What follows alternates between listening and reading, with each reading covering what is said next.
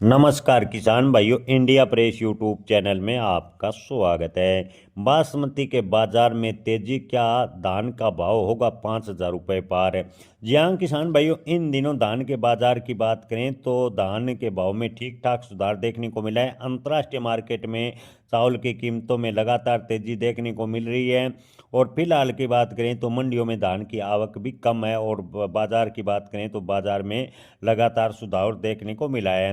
मतलौडा मंडी की बात करें तो 11-21 वैरायटी के दाम ने भाव ने 4500 के स्तर को छू लिया है। 4580 रुपये के अधिकतम भाव मतलौडा मंडी में 11-21 वैरायटी के पहुंच गए हैं।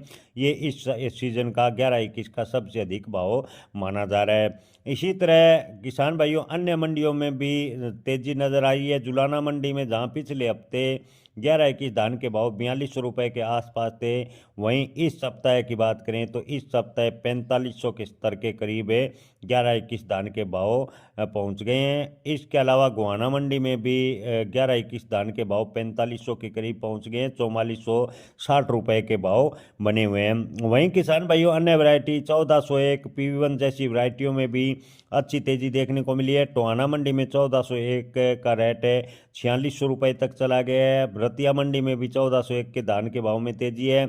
मध्य प्रदेश की पिपरिया मंडी में PV1 के धान के भाव ने लगभग 4000 के स्तर को छू लिया है।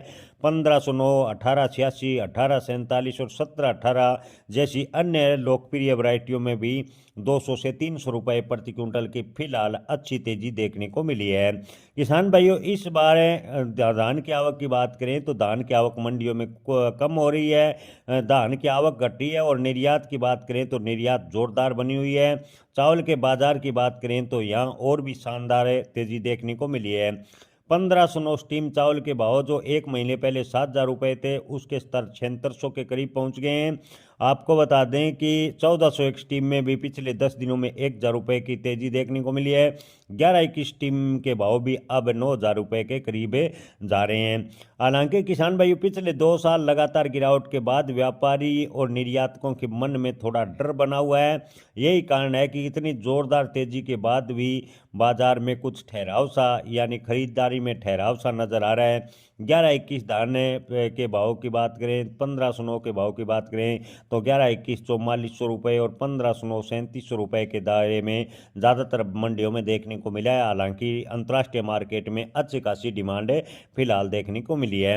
अंतर्राष्ट्रीय मोर्चे पर किसान भाइयों, एक दिलचस्प खबर आई है कि ईरान ने पाकिस्तान से 3 लाख टन बासमती आयात करने का सौदा किया था। लेकिन अच्छी बात यह है कि अभी पाकिस्तान का चावल भारतीय बासमती की तुलना में काफ़ी महंगा, और आपको बता दें कि पाकिस्तान में 10 लाख टन बेमुश्किल से बासमती होता है, यानी अपनी आवश्यकता के करीब भी बासमती बेमुश्किल पैदा कर पाता है। ऐसे में ईरान से खबर चल रही है कि ईरान भारत की ओर रुख कर सकता है, अंतर्राष्ट्रीय मांग निकल सकती है। अगर अंतर्राष्ट्रीय मार्केट में शांति और निर्यात में कोई बड़ी रुकावट नहीं होती तो आने वाले दिनों में धान के भाव में अच्छी तेजी बनेगी। किसान भाइयों, अगर अंतर्राष्ट्रीय मार्केट में अशांति यानी आपस में उलझन या निर्यात में कोई रुकावट आती है तो धान के भाव में यहाँ से गिरावट होने की संभावनाएं कम है। हालांकि अगर आपके पास में धान का बड़ा स्टॉक है तो आप 10 से 20% स्टॉक है, यानी 1401 और PV1 जैसी कुछ किस्मों का काटने के बारे में सोच सकते हैं। वहीं 11-21 और 1718 धान के भाव की बात करें तो कुछ दिनों के लिए किसान भाइयों होल्ड करना ही अच्छा माना जा सकता है।